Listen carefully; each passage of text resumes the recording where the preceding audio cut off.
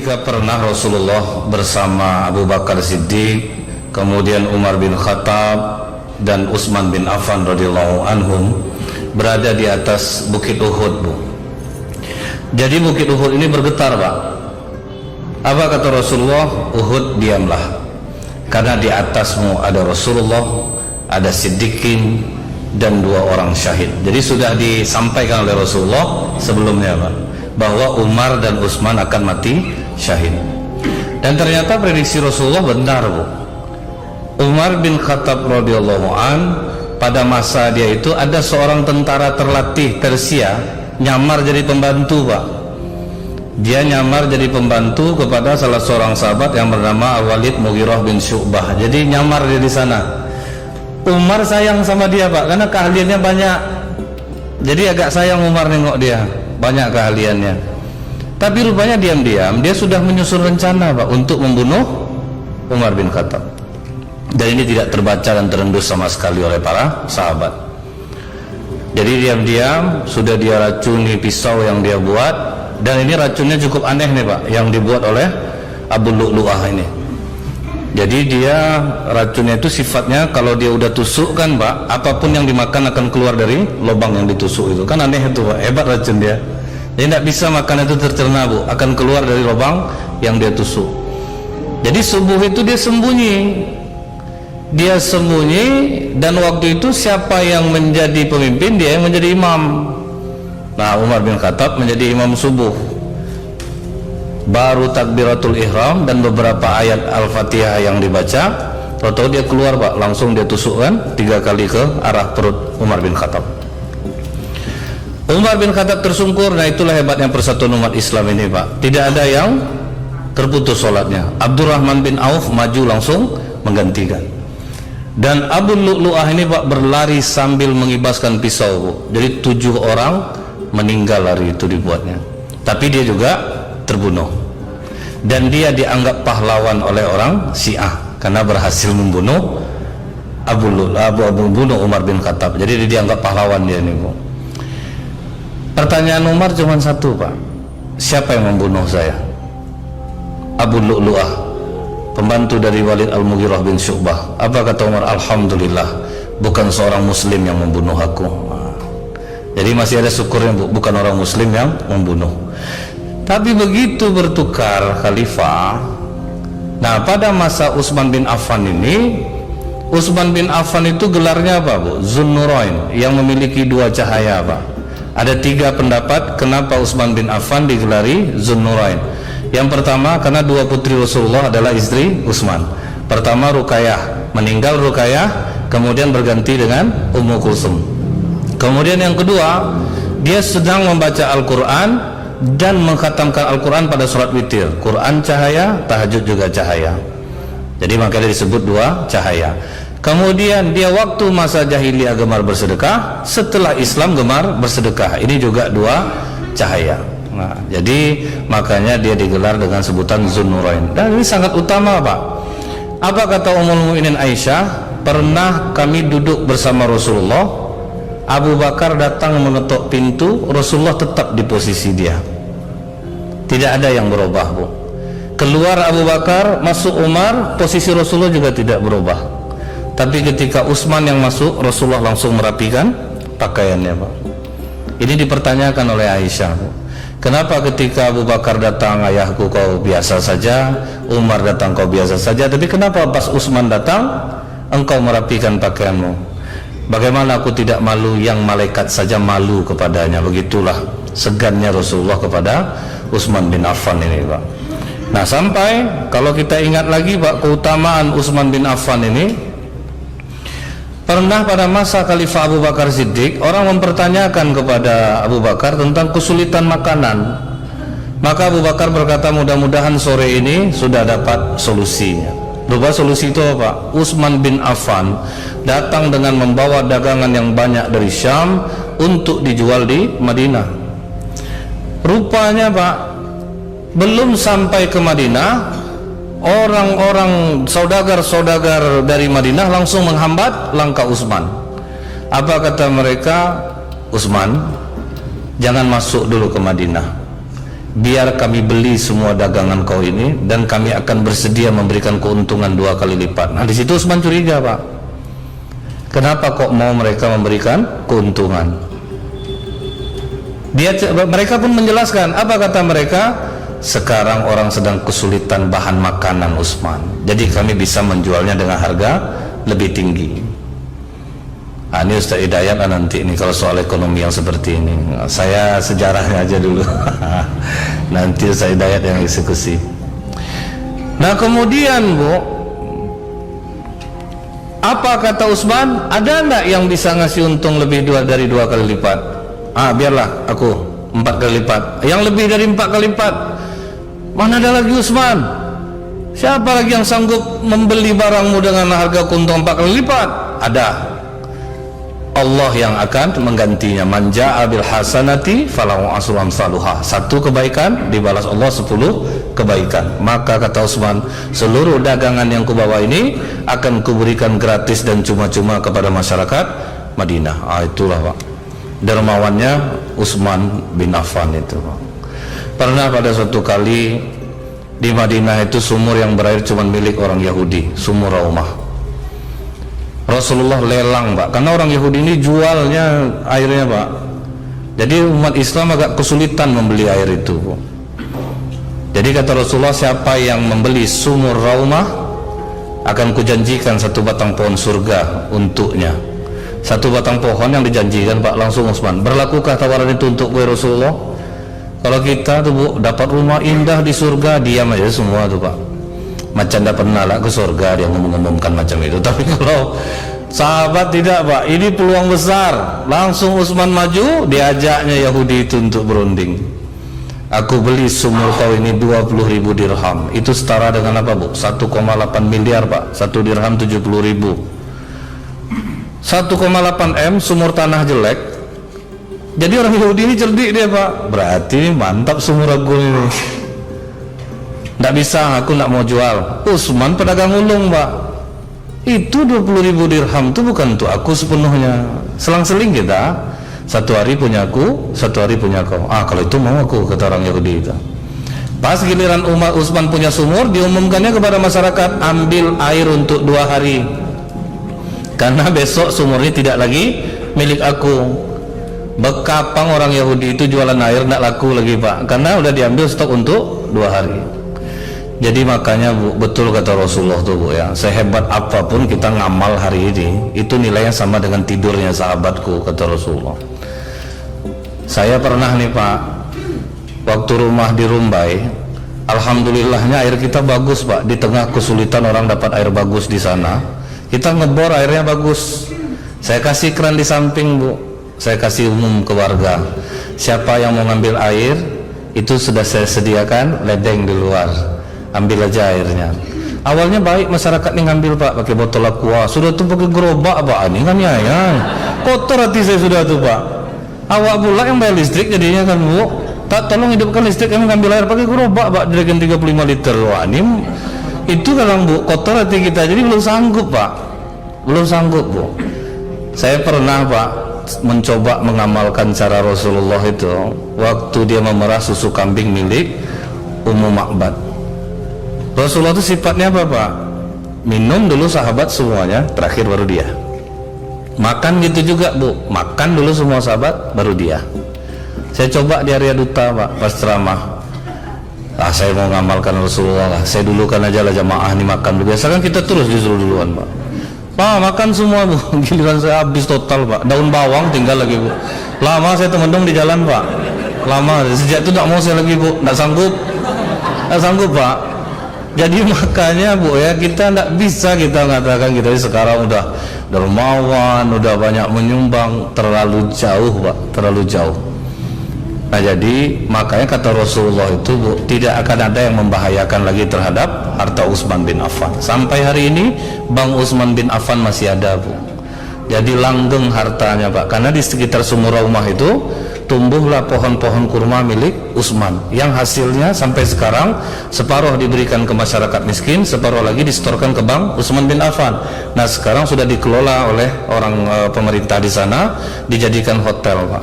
Jadi langgeng uangnya, sama kayak jamaah haji Aceh Bu. Dulu pernah ada orang Aceh dibelinya tanah di sekitar Masjidil Haram, Pak. Diperuntukkannya untuk masyarakat Aceh kalau naik haji. Nah, rupanya pas perluasan diganti rugi. Dikelola oleh lembaga wakaf di sana, dibuatkan hotel. Nah, dari tahun 2006 itu setiap rakyat Aceh yang naik haji dapat uang 4 juta, Pak. Jadi dapat kebagian 4 juta, itulah langgeng hartanya jadinya, Pak. Itu untungnya kita rajin bersedekah itu, Pak. Ya saya yakin kalau Bapak Ibu ini tidak khawatir lah kalau masalah sedekah nih lagi. Cuman sudah ngisi itu jangan menyesal, Pak. Ini rencana Bu mau ngisi 5.000, Pak. Rupa termasuk 50 lain menungnya, Pak. Lama dipandangnya kotak tuh. Pokoknya nampak orang, Pak, habis ngisi kotak infak temenung dia, Pak. Positif salah isi itu, Pak. Salah isi biasa itu. Nah, jadi ini gambaran bagaimana Utsman bin Affan berinfak, bersedekah. Ngeri, di atas rata-rata kemampuan orang biasa. Jadi sumur itu, Bu, akhirnya dijual oleh orang Yahudi itu dan ditambahkan lagi oleh Utsman bin Affan 20.000 dirham lagi. Jadi 3,6 miliar sumur jelek dibeli Utsman untuk umat Islam. Nah, kan ngeri kebaikannya nih, Pak. Nah, dinikahkan oleh Rasulullah dengan Ruqayyah. Wah, jadi waktu dia dinikahkan oleh Rasulullah dengan Ruqayyah itu, Pak, ikut hijrah ke Habsyi. Nah, Rasulullah dapat kabar gembira dari pernikahan Ruqayyah dan Zainab dan Ruqayyah dan Utsman, lahir anak yang bernama Abdullah. Senang hati Rasulullah dapat cucu laki-laki, tapi umur 6 tahun meninggal dunia. Jadi tidak besar anaknya, hanya semua sampai umur 6 tahun. Nah, waktu kembali ke Mekah dan hijrah ke Madinah pas perang Badar, Ruqayyah jatuh sakit. Nah, waktu itu Utsman bin Affan mau berangkat perang. Kata Rasulullah, jangan Utsman, jaga istrimu. Jadi Utsman bin Affan tidak ikut perang Badar itu dikarenakan dia menjaga istrinya, yaitu anak Rasulullah SAW. Begitu di perang Badar itulah, Bu, Allah memperlihatkan keajaibannya kepada umat Islam. Waktu sedang berperang, muncul dari arah kanan 500 tentara berkuda bersorban berwarna merah. Karena kita minim, Pak. Jumlah umat Islam yang pergi 315 orang. 2 ekor onta, 70 ekor kuda. Minim persiapan, Pak. Umat Islam baru 2 tahun di Madinah dan keuangan masih sangat lemah. Makanya Rasulullah, Bu, sempat termenung dia. Apa mau umat Islam yang 2 tahun ini diajak perang? Rupanya, Pak, mau, Bu. Mulailah berangkat. Jarak Madinah Badar 160 kilo, jarak Mekah ke Badar hanya 60 kilo. Jadi di atas kertas orang kafir sangat diuntungkan. Jadi ini perang penentu lah nih, Pak. Begitu ketemu 2 pasukan yang tidak seimbang ini, 1000 lawan 315. Nah, disitulah Rasulullah berdoa, ya Allah, penuhilah janjimu. Kalau engkau tidak memenangkan kami pada saat ini, ya Allah, engkau tidak akan disembah lagi di bumi. Itu doa Rasulullah ketika perang Badar. Nah, cuman di sini terlihat, Bu, keunikan sifat pribadi Rasulullah ini yang dia tidak ego terhadap pendapatnya. Jadi waktu sampai di Badar itu, Pak, Rasulullah nyuruh apa? Turunkan barang-barang. Itu di sebelah utara Badar. Ada sahabat namanya Al-Habab. Maaf ya Rasulullah, apakah ini wahyu atau pendapatmu pribadi? Nah, ini, Pak, tidak mau Rasulullah ego, Bu. Ini bukan wahyu, Al-Habab, ini pendapatku. Kalau ini pendapatmu, aku berbeda denganmu, ya Rasulullah. Silahkan, Al-Habab. Kita ini kekurangan air, ya Rasulullah. Seharusnya kita kuasai sumur Badar. Apa kata Rasulullah? Al-Habab benar, angkat kembali barang-barang, pindahkan ke sumur Badar. Nah, ada Rasulullah bilang, kalau Al-Habab, kau mana bantah aku, Al-Habab? Aku Rasul nih, malu aku depan orang kok gini. Kan tidak ada, Bu. Ikut, pindah, Pak. Nah, waktu perang Badar di uniknya lagi apa, Bu? Ada 2 orang anak kecil daftar perang, Pak. Mu'az bin Ammar al-Jamuh, Muawiz bin Afra. Umur 13-14 tahun. Kita sekarang main di warnet nih, Pak, umur segini, payah suruh pulang, Bu. Main HP kerjanya. Ini daftar perang, Pak. Dia mendaftar perang, dites oleh Rasulullah. Coba dulu mainkan pedang. Ternyata memang bagus, Pak. Maka kata Rasulullah, kalian boleh ikut perang, tetapi jangan di depan, di belakang saja. Diam aja 2 anak kecil nih, Pak. Mendaftar pula Zaid bin Sabit, umur 13 tahun juga. Dites Rasulullah main pedang, ternyata lemah. Kamu tidak boleh ikut, kamu pulang. mak-maknya yang bawa kan ya Bu. Memang dia lemah dalam masalah pedang Rasulullah, tapi kalau hafalan Al-Qur'annya sudah bagus, bacanya sudah bagus, dia cepat menguasai bahasa. Dites oleh Rasulullah, langsunglah saat itu dilantik menjadi sekretaris pribadi Rasulullah sebagai penulis wahyu. Jadi Rasulullah itu kenapa cepat pertumbuhan kemajuan Islam? Rasulullah tidak berdasarkan masa kerja Pak. Pokoknya asal bagus, punya potensi, umur berapa saja diangkat. Kalau kita kan 5 tahun dulu, nanti baru ikut tes ini, baru bisa menduduki jabatan itu, makanya agak lama jadinya Pak. Tapi kalau Rasulullah tidak, punya potensi langsung naik kan. Nah, Indonesia sudah kehilangan pakar hang gigi Pak. Di Asia cuma 2, yaitu Jepang dan Indonesia, orang Surabaya. Akhirnya sekarang jadi warga negara Malaysia. Nah, karena dia melamar ke Malaysia, Malaysia sanggup memenuhi apa kebutuhan dia. Nah, jadi waktu perang Badar ini berlangsung, setelah menang, ini saya persingkat saja Bu, tidak menceritakan sejarah perang Badar. Setelah menang, Rasulullah itu bingung Bu, apakah harus bahagia atau sedih. Di sisi lain kita menang, di sisi lain anaknya Ruqayyah meninggal dunia. Itu yang membuat Utsman bin Affan sangat bersedih Bu. Rasulullah bertanya beberapa waktu kemudian, apa yang kau sedihkan Utsman? Karena aku tidak lagi menjadi ada ikatan denganmu ya Rasulullah. Kata Rasulullah, aku masih punya anak Ummu Kulsum, kau nikah sama dia. Nah, nikahlah sama Ummu Kulsum. Nah, waktu nikah sama Ummu Kulsum nih Pak, ekonomi Utsman semakin membaik. Tapi ini jangan pula dijadikan dasar, pantas aku susah sama istriku yang ini. Kalau gitu gantilah yang baru. Enggak Pak, bukan itu. Memang itu pula takdirnya Bu, rezeki naik di saat itu. Utsman banyak jasanya terhadap Islam, tetapi akhirnya Pak, fitnah kembali terjadi. Nah, inilah bahayanya berita hoax ini Pak ya. Berita hoax itu dia sebentar tapi efeknya besar Pak. Nah, ini yang ngerinya kita sekarang ini.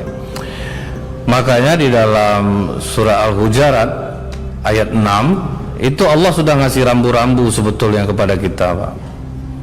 Sebentar, coba kita lihat surah Al-Hujurat ayat 6. A'udzubillahi minasyaitonirrajim. Ya ayyuhalladzina amanu in ja'akum fasiqun binaba'in fatabayyanu an tusibu qauman bijahalah fatusbihu ala ma fa'altum nadimin. Wahai orang-orang beriman, jika seorang yang fasik datang kepada membawa satu berita, maka telitilah kebenarannya, agar kamu tidak mencelakakan suatu kaum karena kecerobohan kamu dan akan membuat kamu menyesal. Nah, ini yang hati-hati kita Bu. Di zaman Utsman kena nih Pak. Namanya Abdullah bin Sabah, orang Yahudi masuk Islam dan melihatkan keislaman yang baik Pak, dan orang sangat simpati kepadanya. Rupanya dia punya misi Bu, untuk menjatuhkan Utsman bin Affan. Digorengnya lah isu perang Badar itu. Utsman tidak ikut perang Badar tapi jadi ahli Badar. Utsman memberhentikan sahabat-sahabat senior, diganti dengan yang muda-muda. Kemudian Utsman membagi-bagi onta sedekah. Isu ini digoreng. Dicoba di Mekah, gagal. Dicoba di Madinah, tambah gagal. Dicobanya ke Syam, malah diburu orang. Dia pergi ke Mesir, mulai dapat masa. Dia pergi ke Irak, dia tambah dapat masa. Nah, datanglah Pak rombongan ini untuk mendemo Khalifah Utsman akibat berita hoax. Datang dia membawa berita hoax, tapi hebatnya Utsman bin Affan radhiyallahu an, ditemuinya pendemo ini Pak. Apa masalah kalian sama aku? Kau tidak ikut perang Badar, kenapa jadi ahli Badar dan mendapatkan ghanimah? Kemudian kau memberhentikan sahabat yang senior, kau ganti yang muda-muda. Dan kau membagi-bagi onta sedekah. Nah, Utsman bin Affan bisa menjelaskan. Waktu perang Badar, anak Rasulullah, istriku sedang sakit. Rasulullah memerintahkan aku untuk menjaga anaknya. Apakah salah aku menuruti perintah Rasulullah yang sebenarnya aku ingin ikut ke Badar? Baru mengangguk-angguklah pendemo ini Pak. Yang kedua, kau membagi-bagi onta sedekah. Jangankan aku, Rasulullah untuk kurma saja itu pun dipisahkan oleh Rasulullah, mana kurma sedekah, mana yang tidak. Bahkan pernah cucunya termakan kurma sedekah itu, apa kata Rasulullah? Muntahkan, dicongkel oleh Rasulullah, Pak, suruh muntahkan. Apalagi ini onta, makanya aku pisahkan mana onta sedekah mana tidak. Macam di masjid Pak, kota infak anak yatim lain, kota infak masjid lain. Jadi memang dipisahkan. Kemudian kau memberhentikan yang senior, kau ganti dengan anak muda. Kalian ingat enggak Usama bin Zaid, kata Utsman bin Affan, umur 16 tahun, tapi yang dipimpinnya siapa? Abu Bakar Siddiq dan Umar bin Khattab, Pak, dalam perang. Barulah pendemo ini menyadari dan mereka pergi dengan damai. Tidak ada yang anarkis, Pak, pergi dengan damai. Abdullah bin Sabah tidak kehabisan akal, dia buatlah surat kaleng cap Khalifah Utsman bin Affan. Isinya, wahai gubernur Mesir, wahai gubernur Irak, kalau misalnya kalau misalnya mereka kembali ke daerahnya masing-masing, jangan dilupa penggal kepala mereka. Itulah isunya, Pak. Dan ini sudah susah untuk dibendung. Disuruh oleh Abdullah bin Sabah, seorang budak hitam, kau mau merdeka? Mau, kau bawa surat ini, kau lewat dengan gaya yang mencurigakan, supaya kau nanti dikejar oleh mereka. Begitu dapat, kan ditangkap kau nanti. Mau kemana kau? Aku mau ke Mesir, memberikan surat Khalifah Utsman kepada gubernur. Kan nanti dibuka mereka tuh, dibacanya, dan berhasil. Oh, ini kurang ajar Khalifah Utsman ini. Udah mau kita pergi baik-baik, rupa disuruh penggal kepala kita. Tidak dikonfirmasi dulu, Pak, berita ini dengan baik-baik, langsung emosi, semua balik ke tempat Utsman bin Affan. Begitu sampai, apa kata Hurairah, bagaimana? Kata Utsman bin Affan, pulang semuanya, jangan sampai gara-gara seorang Utsman bertumpah darah umat Islam. Makanya Utsman tetap bertahan.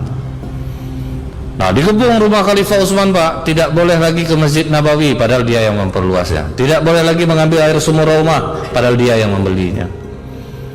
Nah, di 3 hari itulah, Bu, suasana sangat mencekam.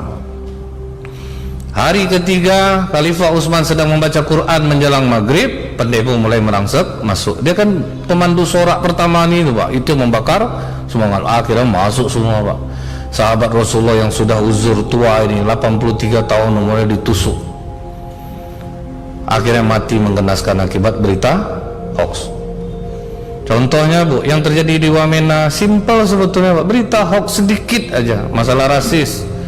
Akhirnya apa, Bu? Dalam sekejap orang yang pendatang habis semuanya oleh orang-orang di Wamena. Timbul lagi isu baru, Pak, agama apa mereka itu sampai umat Islam dibunuh seperti itu. Padahal, Bu, apa pengakuan pengungsi yang selamat? Kepala suku dan orang tempatan Wamena yang menyelamatkan kami. Jadi ini bukan masalah agama, Pak. Jadi ini digoreng lagi isu baru. Jadi hati-hati betul, Pak.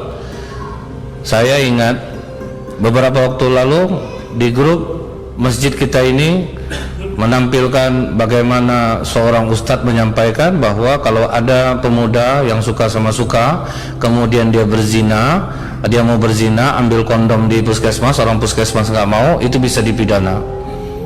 Akhirnya saya munculkan kembali link bahwa ustadz tersebut sudah minta maaf, tidak ada dia membaca undang-undang yang seperti itu. Itu kan sebab menyebar itu, Pak. Bahaya enggak akibatnya, Bu? Jadi makanya saya kasih tahu itu sama mahasiswa WIR, kalian demo itu sholat enggak kalian? Jangan gara-gara nanti menyampaikan aspirasi, nanti tidak sholat. Ternyata banyak yang tidak sholat, Pak. Yang kedua, gara-gara kalian demo, saya ceramah hari itu di kantor gubernur, amplop saya belum dikasih, baru ketawa orang tuh. Persangka saya serius, Pak, ya. Dia gini, maksudnya itu apa, Pak? Disusupi, Pak. Itu yang ngerinya kita, Pak. Kalau mahasiswa ini intelek, Bu, mereka tidak akan ribut. Cuman yang pakai bawa parang ini yang nggak masuk, Pak, pakai jaket alma mater juga dia masuk dia ke dalam rombongan itu. Nah, untung mahasiswanya damai, Bu. Nah, begitu sebetulnya kalau mahasiswa pasti pergerakan mereka intelektualitasnya tinggi, Pak, nggak akan ribut. Nah, jadi yang terjadi apa lagi, Pak? Setelah Khalifah Utsman bin Affan terbunuh, kemudian tidak boleh jasadnya diselenggarakan. Akhirnya Ummu Habibah membuka kata Ummu Habibah, kalau kalian tidak izinkan kami untuk menyelenggarakan jenazah Khalifah Utsman, aku istri Rasulullah akan membuka tutup kepala aku. Masih takut pendemo, Bu. Karena apa kata para sahabat? Kalau sempat istri Rasulullah membuka tutup kepalanya, dia buka hijabnya, Madinah akan hujan batu. Masih ada takutnya pendemo, Pak. Kalau sekarang coba lah buat itu. Kalau tidak mau aku buka tuh, buka lah, rok tuh buka sekalian. Mana ada orang takut sekarang, Pak? Ngeri. Sekarang ini, Pak, ngeri. Tidak ada takut orang lagi. Nah, jadi Khalifah Utsman terbunuh karena berita hoax. Nah, ini ngerinya. Apakah cukup sampai di sana? Ali bin Abi Thalib radhiyallahu an dibujuk oleh orang yang membunuh Utsman, Pak. Kami baiat ke wali. Merapat lagi nih, Pak. Ini ngerinya, Pak.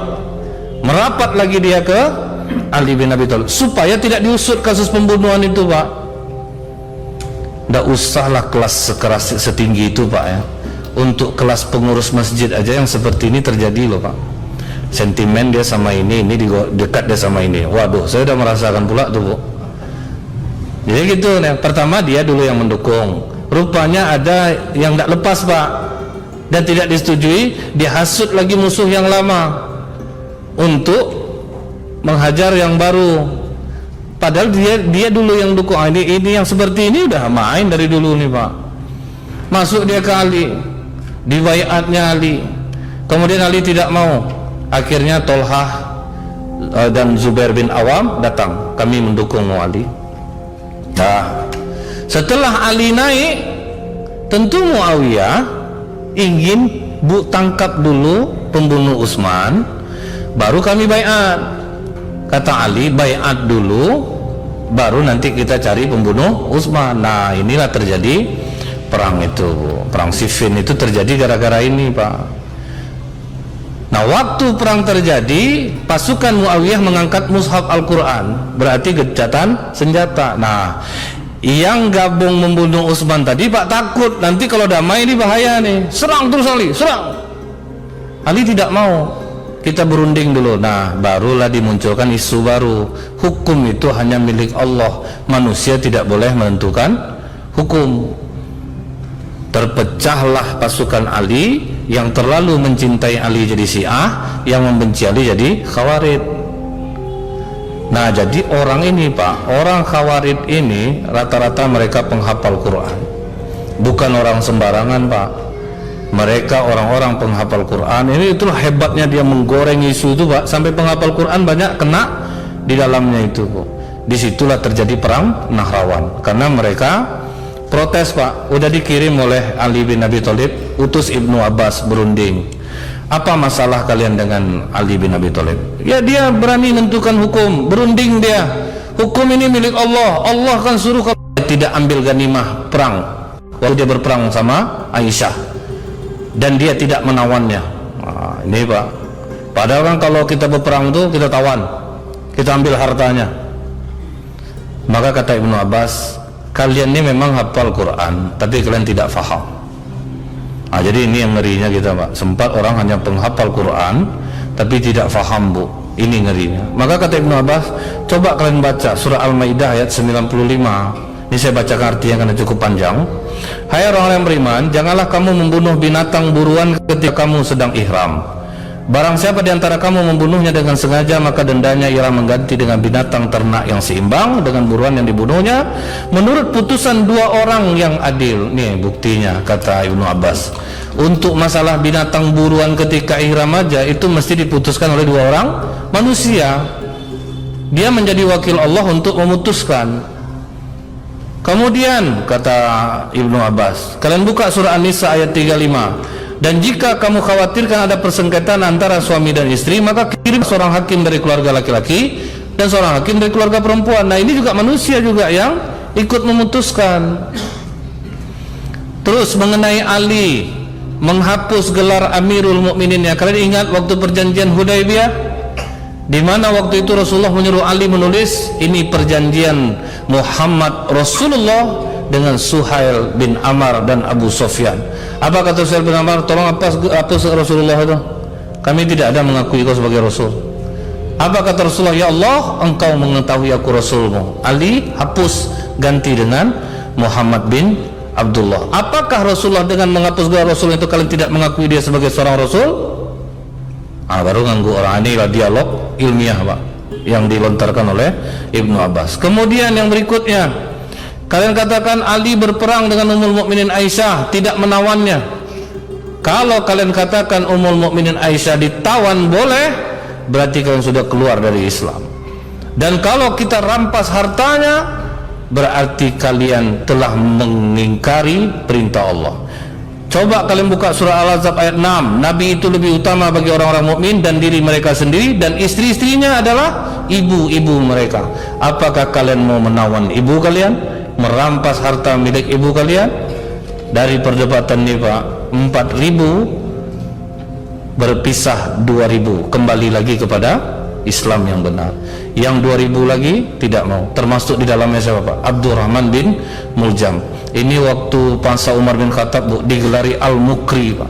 Dia yang diutus oleh Umar bin Khattab untuk mengajarkan Al-Quran. Gak taunya dia bergabung dengan pasukan di Nahrawan itu Bu.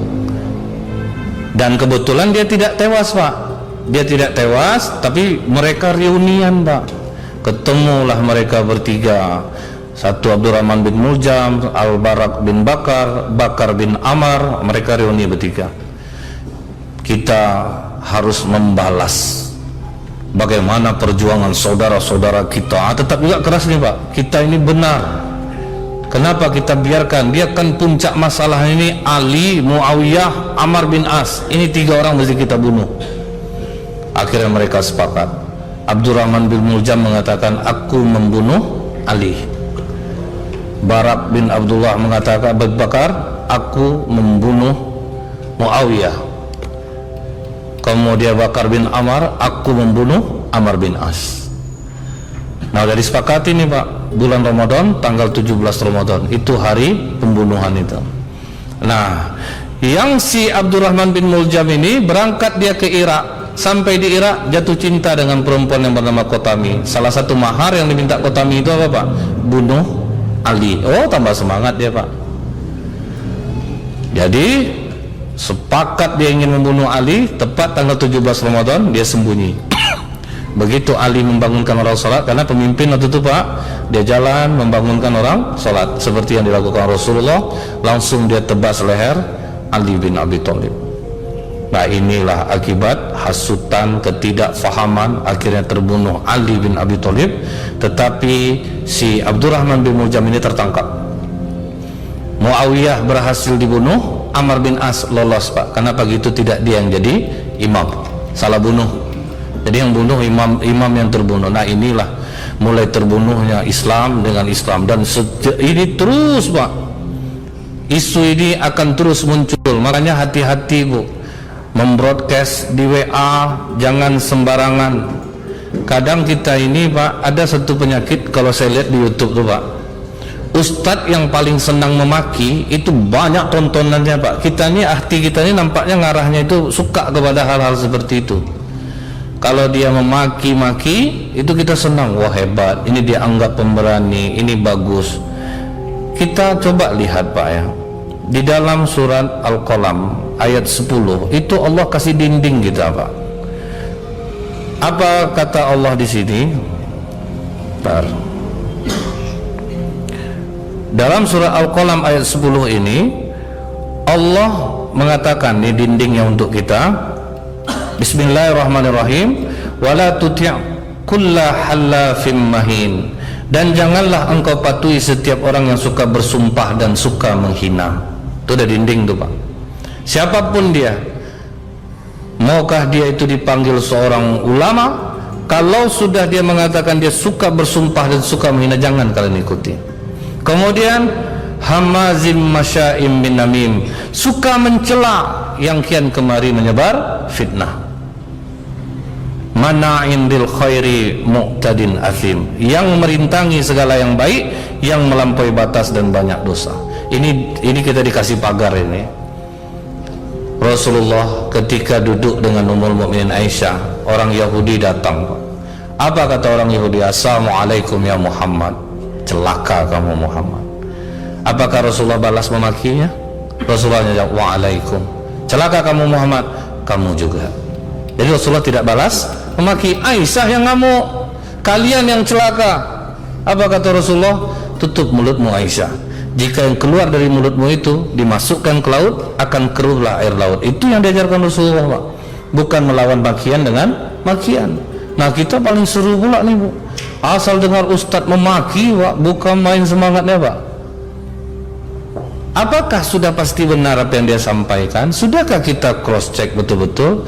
Jadi jangan gara-gara ketidaksukaan kita kemudian semuanya itu kita tidak suka, kita manfaatkanlah ketidaksukaan ini untuk menjatuhkan orang. Nah, ini yang harus hati-hati. Nah, inilah yang terjadi, Pak, di Wamena itu. Berawal dari Surabaya, padahal kata-kata itu tidak ada keluar, digoreng, disebut orang Papua monyet, padahal itu tidak ada, dibuat. Ada perempuan tuh sekarang lari ke Singapura, Pak, Kauman namanya itu, siapa itu, dia buat lagi, ayo yang dituduh kera kita turun di jalan. Dia yang menyemangati, Pak, turun semuanya orang jalan. Akhirnya heboh gara-gara itu.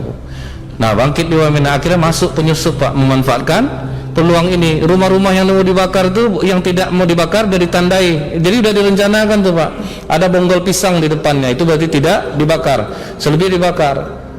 Nah, itulah kepala suku di sana dan warga di sana menyelamatkan umat Islam karena mereka tahu ini penyusup udah masuk. Nah, akhirnya digoreng lagi, kurang ajar orang Kristen ini, umat Islam dibantainya. Mulai, Pak, akhirnya buka lagi laskar jihad untuk Wamena. Ini karena berita tadi. Pada pengakuan saksi sendiri, mereka diselamatkan oleh warga Wamena, diselamatkan kepala suku Wamena. Sampai kepala suku itu bilang, saya mati duluan baru kalian jangan khawatir. Sampai begitu, Pak. Jadi ini bukan isu agama, jadi jangan dikembangkan lagi. Jadi jangan sampai kita ini mudah terprovokasi, Pak, kemudian sampai kita menghujat orang, menghina orang, padahal belum tentu dia melakukan kesalahan itu. Nah, jadi mudah-mudahan ini bisa jadi renungan bagi kita dan tidak mudah kita menyebarkan broadcast yang belum ada dasarnya.